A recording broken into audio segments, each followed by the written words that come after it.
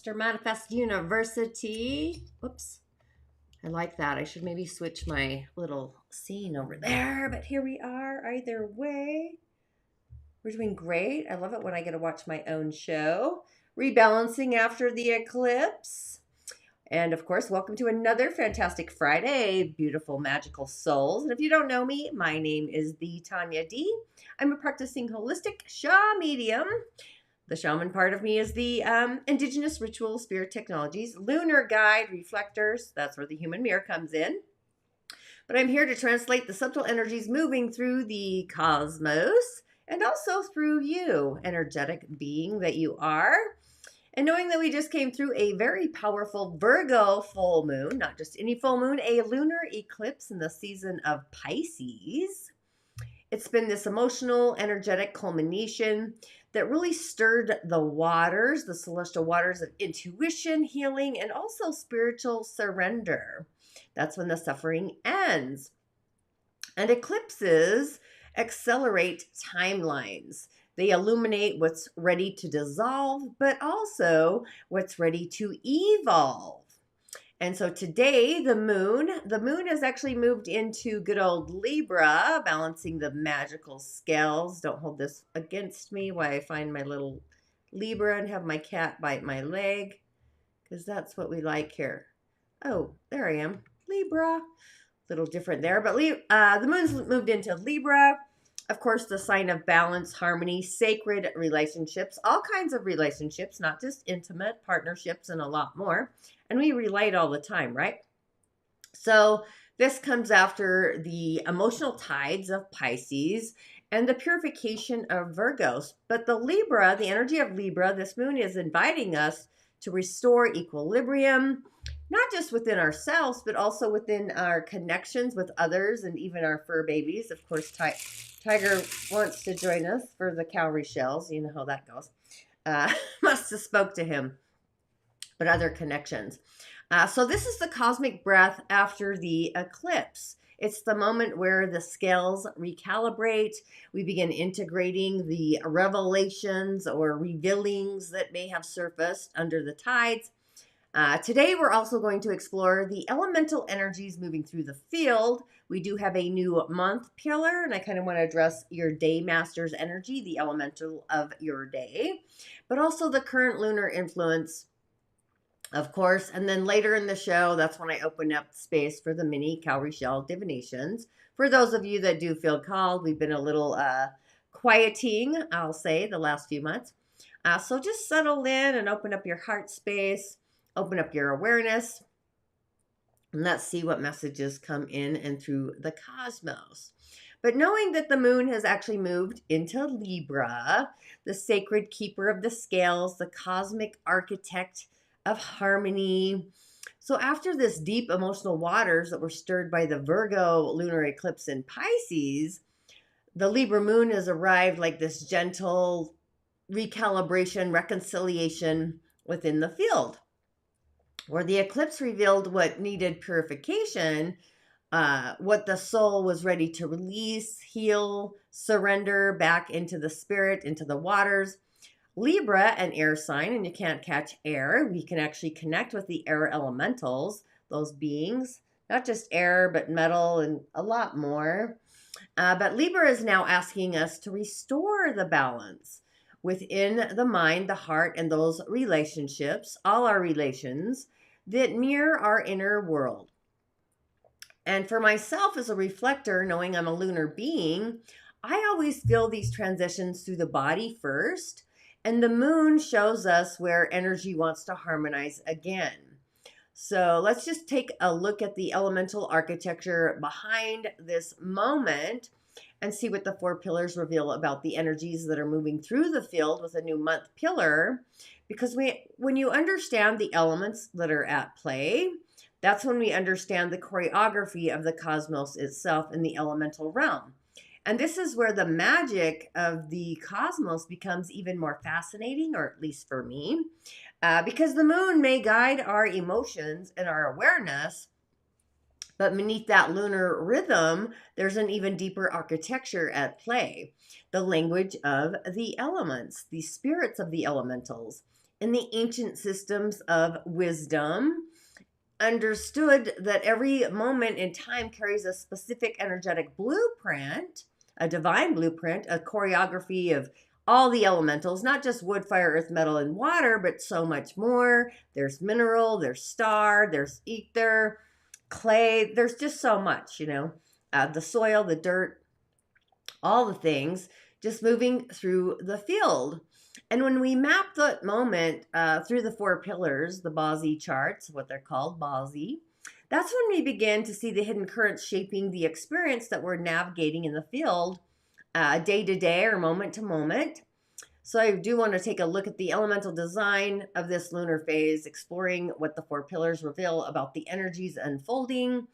Because when you understand these elements, that's when you really begin to see the invisible architecture of your own personal destiny in itself. And that's where ritual comes in, your own personal ritual based on your own frequency vibration. So a quick commercial for the Libra moons. If you don't know, your moon forecast can be also found on YouTube for each season. We're in the Pisces season. So this is the moon forecast. If your natal moon is in Libra, if you want to see your natal moon, just go to my YouTube channel and scroll to your natal moon sign.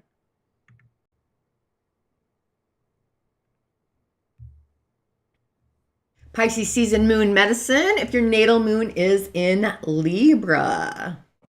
I love that image for you. But Pisces season is asking Libra moons a sacred question. What happens when you stop weighing every option and let your heart choose instead?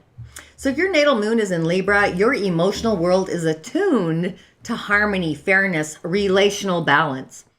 You feel safest when the scales are even, when everyone is considered, when peace is preserved.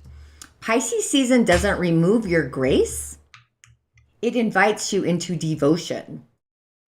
So this moon may feel during Pisces season, Libra moons, emotionally porous, yes, in the subtle field, or sensitive, less interested in pleasing everybody, pulled towards spiritual or artistic practices, uncertain in decision making, deeply empathetic, sometimes overwhelmed, but also aware that neutrality no longer fits. You could feel called to choose what feels true, but not just fair. Your mind may hesitate, but your heart already knows. So what Pisces season is teaching your Libra moon is that not all choices need consensus. You don't need the work of the field, the societal consensus. Devotion is not imbalance, and love does not require negotiation. Boundaries can coexist with compassion, and peace sometimes comes from choosing one thing fully. You are learning that balance is not found by standing in the middle of everything or everybody, but by anchoring into what you truly, authentically value. And moon medicine for you during this season is heart-led devotion. That means choose what nourishes your spirit, even if others disagree. Commit emotionally where your soul feels called, and release people-pleasing rooted in fear of disharmony. Practice saying, "This is what I need," and allow your intuition to guide those decisions. Create beauty as a form of prayer. This is a powerful season for spiritual partnership, sacred creativity, redefining relationship dynamics, but also artistic healing with some emotional honesty. Pisces asks Libra moons to love without calculation. So some seasonal insight. If decision making feels foggy right now, it's because Pisces doesn't operate on logic. It operates on resonance. You are not meant to weigh every outcome. You are meant to listen. And moon mantra, I choose with my heart. Devotion brings me peace. If balance feels less important than belonging right now, Pisces season is teaching your moon that devotion is its own kind of harmony. Let love lead the scales. Inshallah, we are back. I see Chris, Tyler, and Dennis.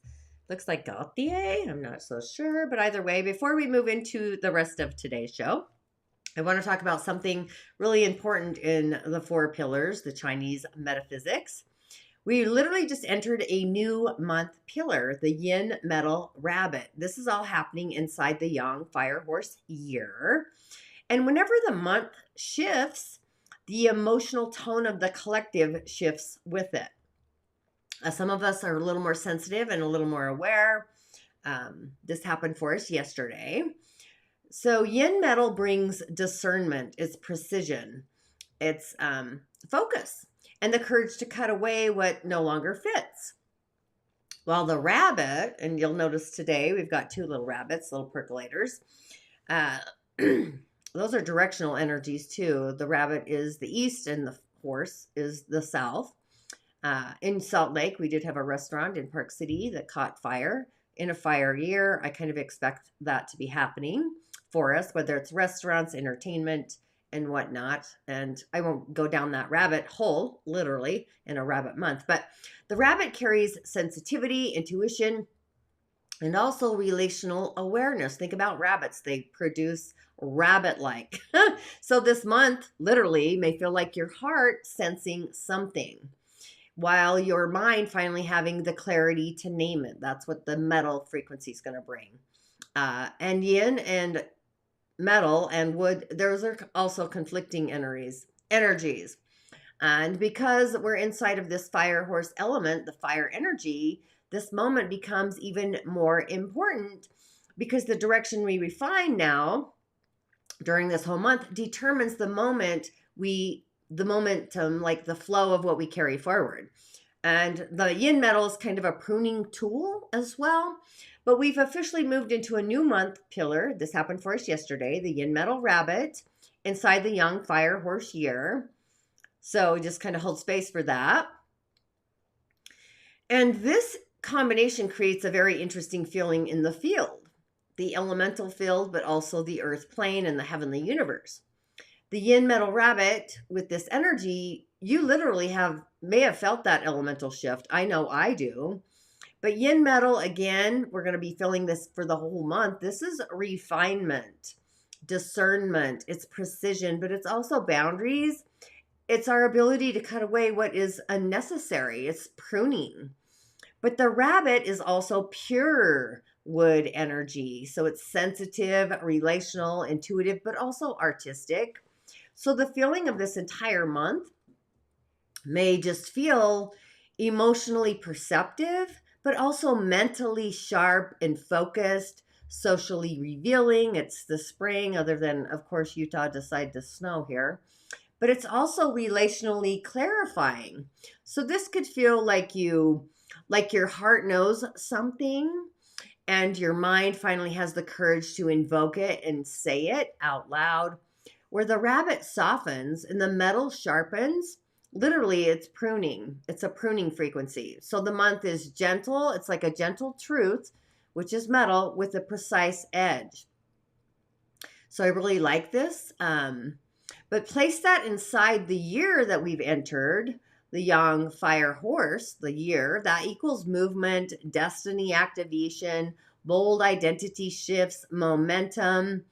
But the rabbit month slows the horse down just enough to really ask, like, is this the direction you truly want to ride? Like, is it your direction? Because a lot of us will tune into somebody else's direction and not stay in our own identity. So this month is a course correction. That's what this month is going to be inside of a year of initiation. So it's kind of intensity. And that's exactly why I created the Fire Horse Portal, which is a full long year of initiation. So this year in itself is not just about astrology or the inside of the elements. There's a lot happening for us in the heavenly universe with the planetary actions, a lot of movement in Aries, but it's about walking a year-long ceremony. So in this portal that I created, the Fire Horse Ceremony portal, it's all about the elemental teachings, ritual activations, lunar alignments, identity refinement, and energetic timing. So each month I'm going to have all of these as the month shifts on top of other items, of course, because a fire horse year doesn't really ask us to watch for transformation. It's really asking all of us to participate in it. So I'm going to share some insight for each day master here. So this would be how this month may feel by each day master. I didn't do an individual day master, so you kind of have to feel into that. And if you're not sure what your day master is, we all have an elemental of the day, the month, the year, and the hour. And our day master is actually the most important. It's the energy you always want to protect.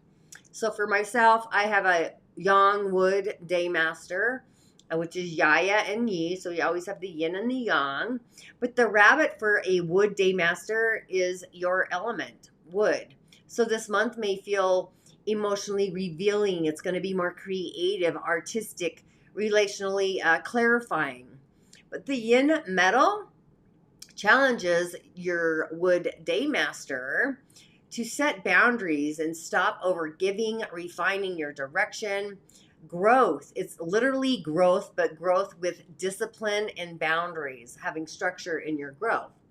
If you have a fire day master, which would be the energy of the year we're in, yang and yin, it's called Bing and Ding, if you don't know, the ding and the bing, and a little bit of woo for the horse. But this year is actually supporting you. And the metal is asking for this month, like, where are you overextending? Where's your fire leaking energy? So this month, if you've got a fire day master, is going to help you refine your leadership and really focus your output. It's a fiery output energy. It's entertainment. It's the temperature. It's charisma. But just choose sustainable momentum, something that's not going to burn out. Burn out. Like a candle. I'm just thinking of a candle in the wind. If you have an Earth Day Master, that's kind of the energy of today. You can see that says Yin Earth. I'm not talking about today's energy. But a Ji or Woo, a little bit more woo, a little woo-woo. But Rabbit, the wood controls the Earth. So this month may feel like pressure, but that pressure really helps you to reorganize your foundations, simplify your responsibilities, and really release what is heavy or even burdensome. It's like less burden with more clarity simultaneously. If you have a metal day master, which is in alignment with the month's energy, either Jing, which is yang metal, and Jin, which is yin metal, our month. So yin metal, this amplifies your nature, but it's also like friends. You're protected with friends and conversation. Your voice is in alignment. It's more luxurious. It's a luxurious energy for you. So you may feel sharper insight, obviously have clear boundaries, stronger voice, like using your voice. A lot of musicians, it's a Venetian energy, so it's about singing and using your voice. The rabbit is reminding you to keep compassion in the process, but also truth. Metal is truth without the harshness. Yin metal, not so much the yang metal. I kind of like that for you as well. Now, the water day masters, that's Yin and Gui. We don't even have any water in this chart, I just noticed. So your elemental is going to be different, obviously, because this particular day, not including the hour, there's no water.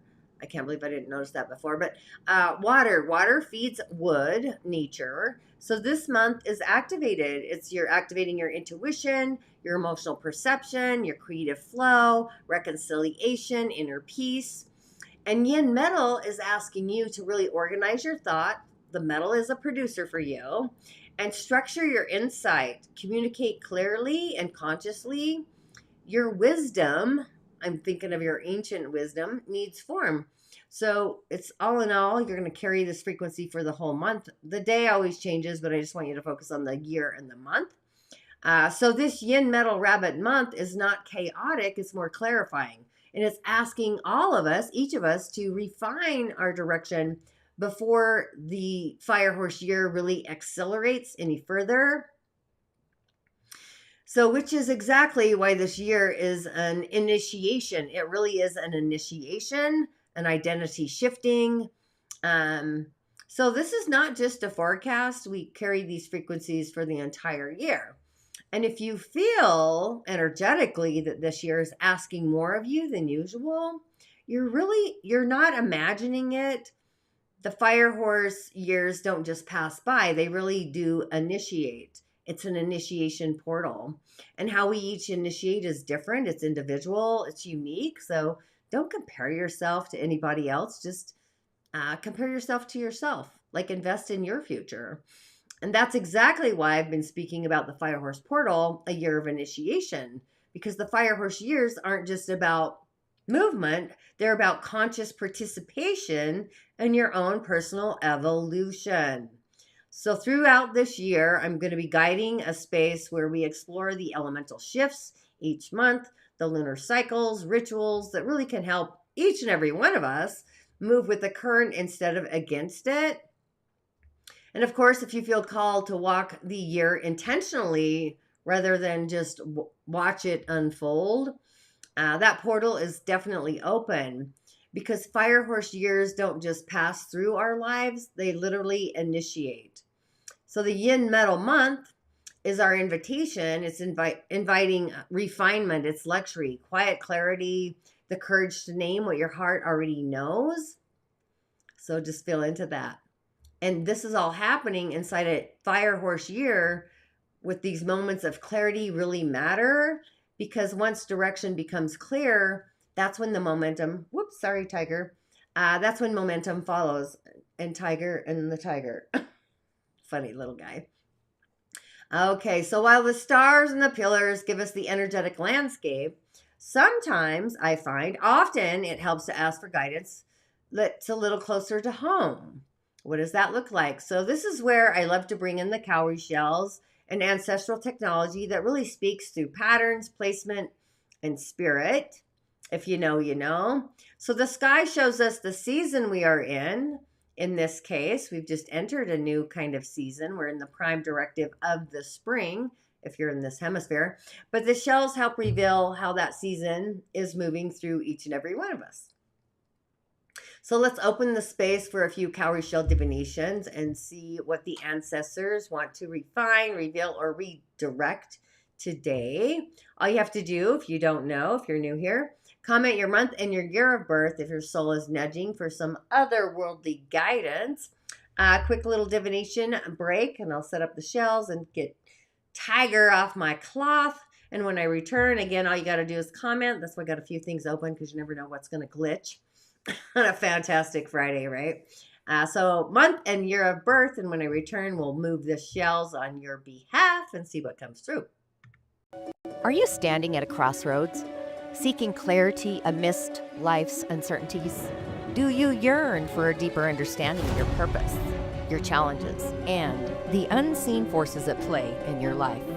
For generations, the Dagara people of West Africa have turned to their cowrie shells for profound wisdom and guidance. These ancient tools, imbued with the spirit of the ancestors, offer a unique pathway to self-discovery and destiny.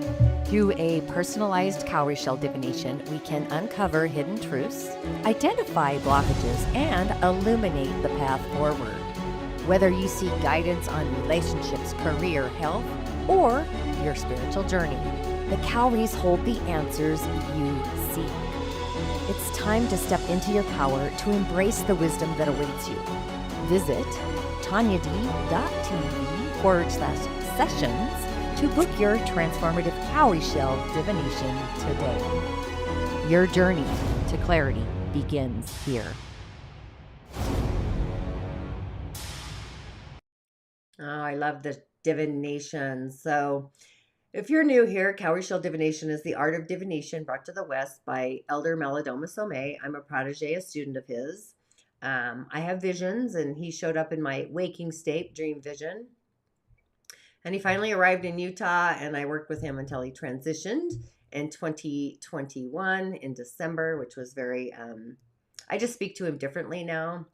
And as a reflector, reflectors are seers. That's part of my gift, it's part of my purpose. So in divination, it's always wise to call in your ancestors. You want to thank them, knowing that they literally have clear sight from the other world. They have steady hands, and just really thanking them for whatever's revealed and what's refined, what's true. And in the Dagara, you always go to the other world or the diviner, the shaman, the medicine person, to make sure whatever choices, crossroads that are in front of you, you want to always make sure it's in alignment with your ancestors or the spirit world. Because what I find is when you don't go to that world first, that's when we experience what I call an energetic hiccup or a trivial pursuit.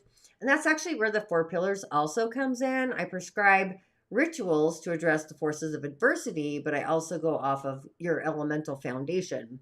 And every year we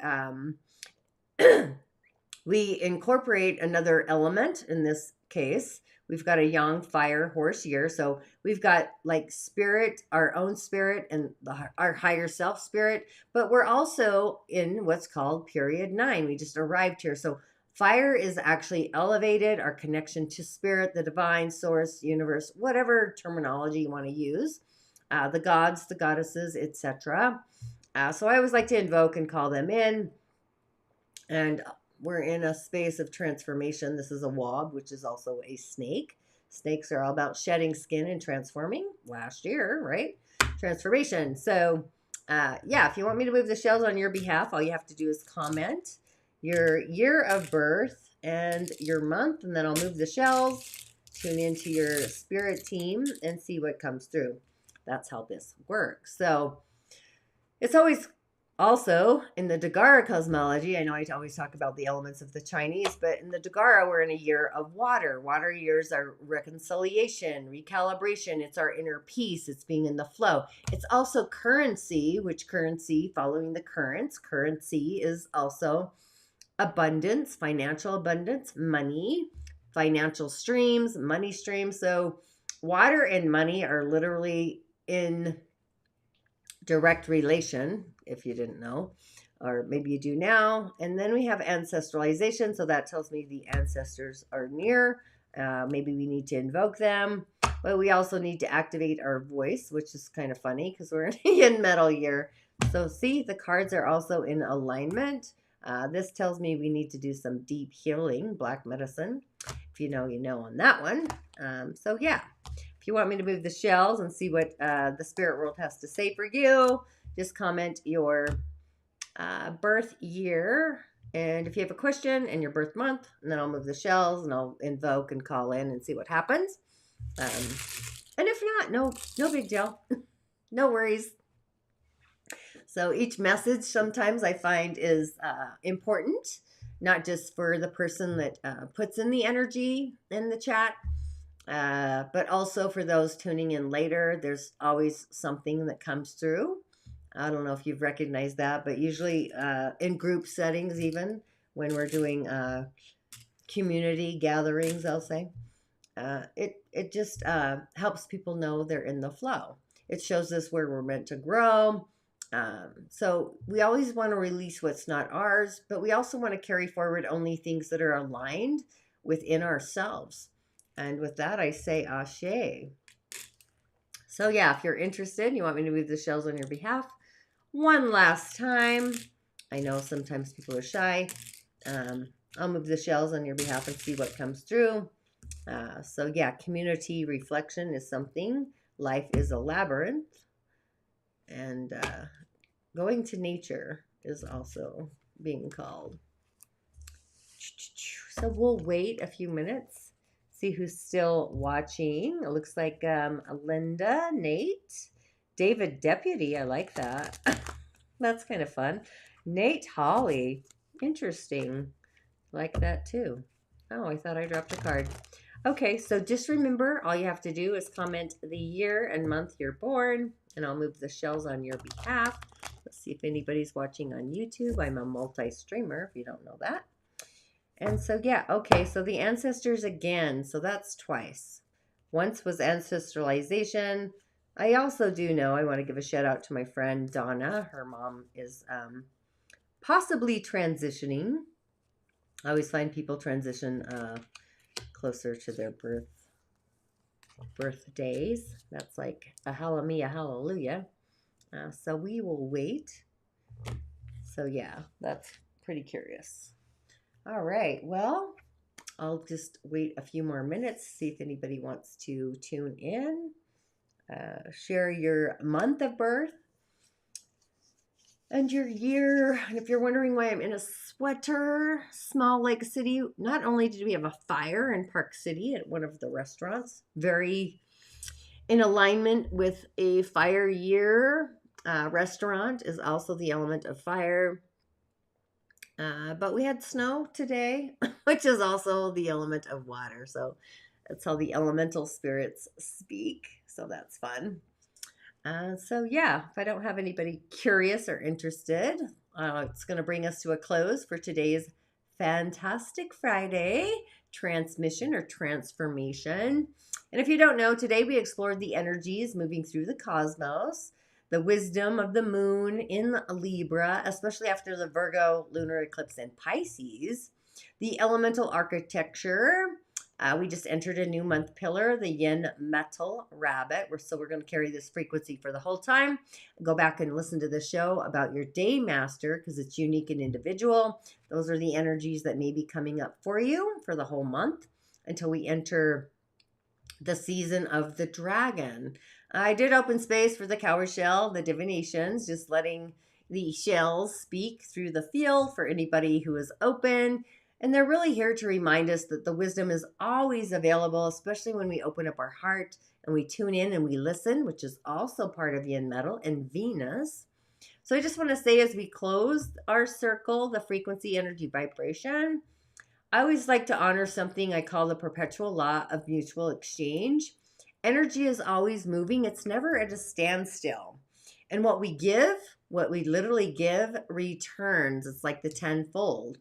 And what we receive flows forward. But if we don't open up to receive, then we've created blockages.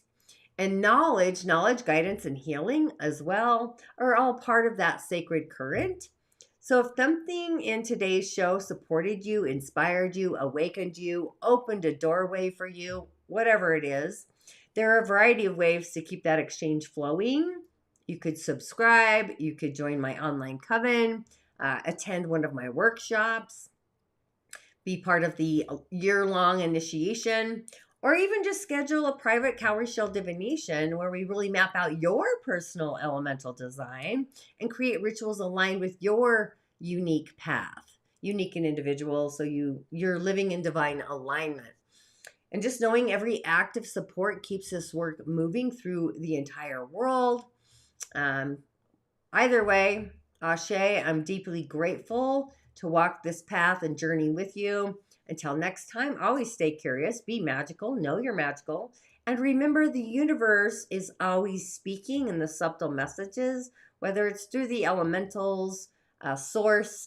There's so many, right? The subtle energetic fields, the dimensions, and a lot more.